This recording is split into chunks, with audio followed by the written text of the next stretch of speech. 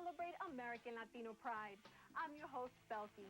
People don't usually associate Mexican culture with Africa, but an exhibition now touring the U.S. is changing the way we think. In fact, Africans have made significant contributions to Mexico. Now this important historical information is coming to light.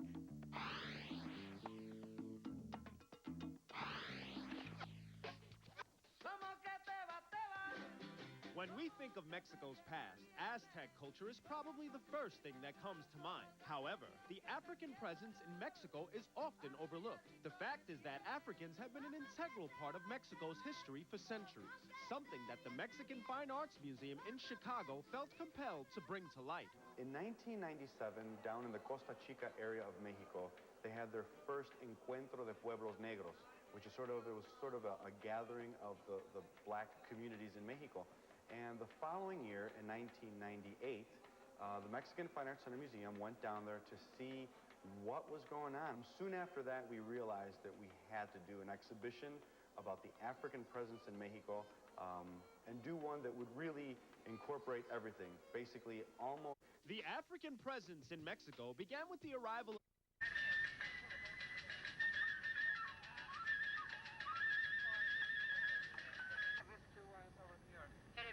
of this museum, I was made information about from the picture, from where they got at the face. Then when we was passing in the other house, you saw those pictures when they found the faces. This is one of the face more beautiful. You can see the lips, the nose, the eyes. This is completely negroid face. And the weight of this face is 25 tons. Well, they're showing it to you the exactly origin, Negroid, the basic origin for these peoples. Why do you think they... To showing when these people was arrived to this continent.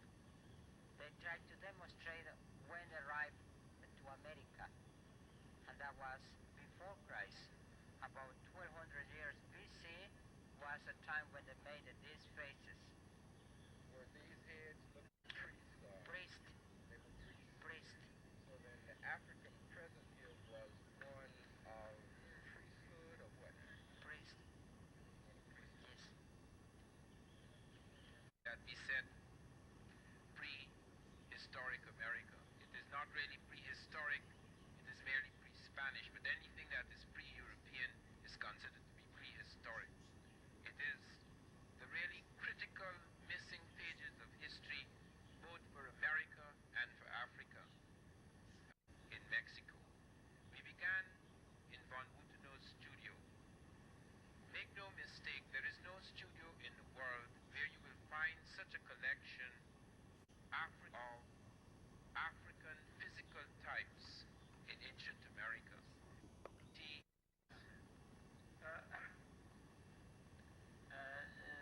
This was put on the cover of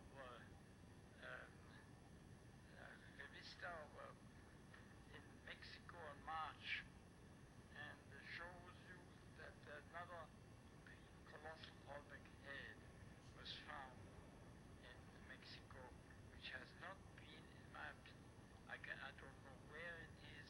It's never exhibited. I wonder if they really have excavated it. Of course, you see these.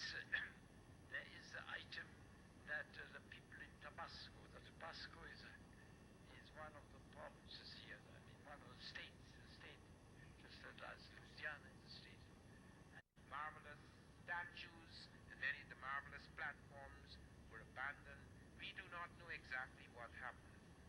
It was suggested by Victor Damas at Palenque that there was an epidemic of cholera, and that could account for the disappearance of people. And that may be a plausible explanation for the disappearance of some of the people from the Mayan sites.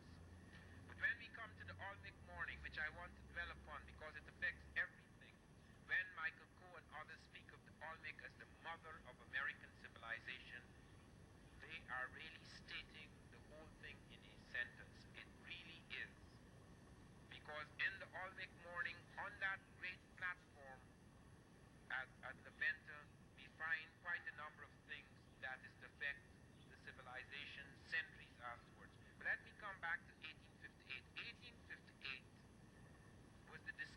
a tres zapotes of a stone head.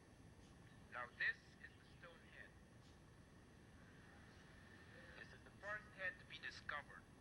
Now look closely at this head. When the Mexicans saw this head, when their scholars saw this head, scholars like Orozco Vera, Jose Melgar, etc., they were absolutely convinced that there were Africans in America at some ancient time. Convinced they were Began with the arrival of slaves who were brought over by the Spanish.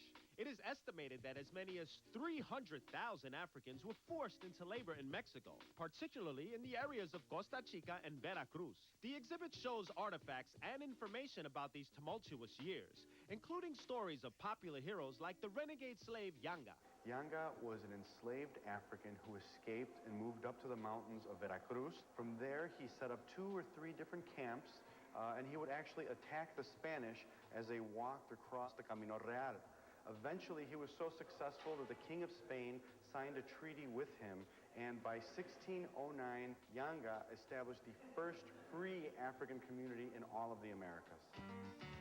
Other sections of the exhibit are equally exciting. There are case lithographs from the 1800s that clearly show the mixed racial makeup of Mexican society. An extensive documentary section uses portraits from as early as 1910 to depict African presence in the country.